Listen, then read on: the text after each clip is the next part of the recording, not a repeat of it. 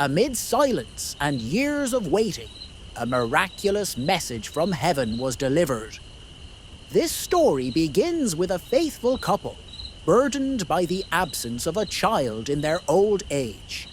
Yet, as always in God's perfect plan, what seems impossible to man becomes a powerful display of His divine power. Let us dive into the extraordinary journey of the birth of John the Baptist, the chosen messenger sent to prepare the way for the Messiah.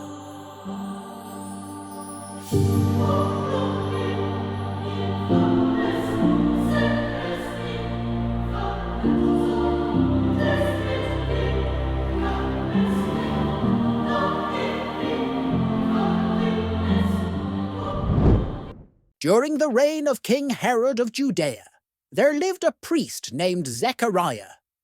He belonged to the priestly division of Abijah, and his wife, Elizabeth, was also a descendant of Aaron. They were a righteous and faithful couple who followed all of God's commands blamelessly. However, they carried a deep sadness. Elizabeth was barren, and both were advanced in years.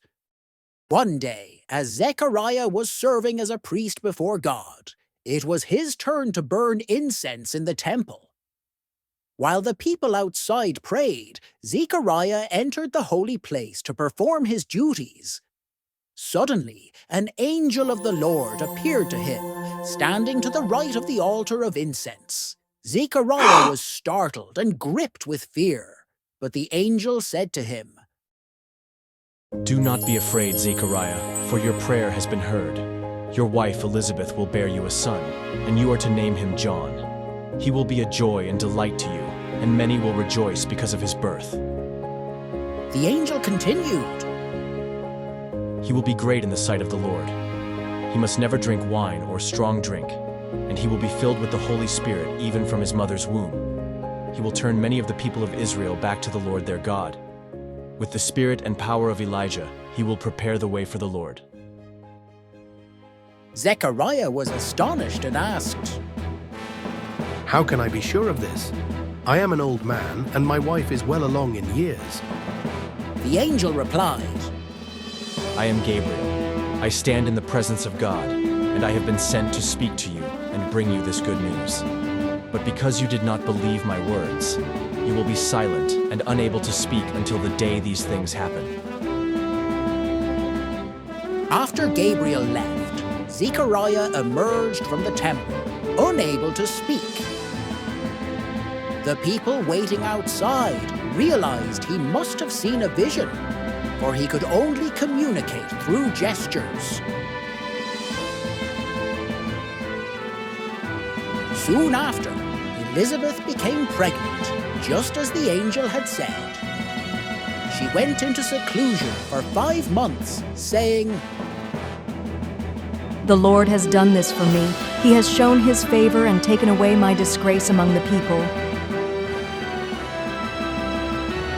When the time came for Elizabeth to give birth, she delivered a baby boy. Her neighbors and relatives celebrated with her, recognizing that the Lord had shown her great mercy.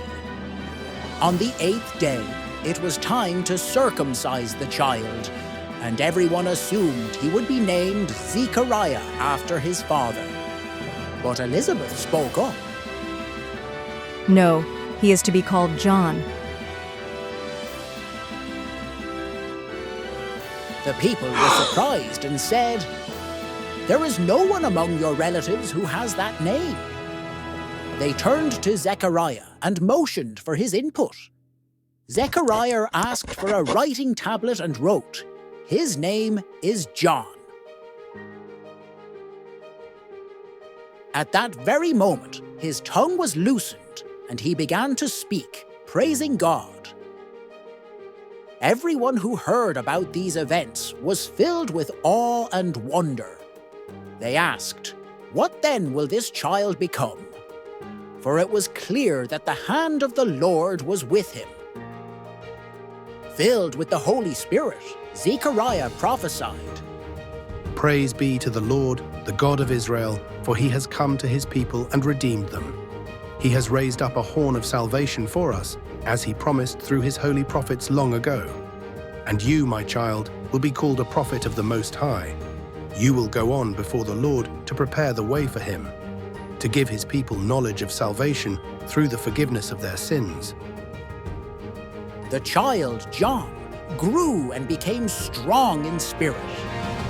He lived in the wilderness until the time came for him to appear publicly to Israel, preparing the way for the Messiah.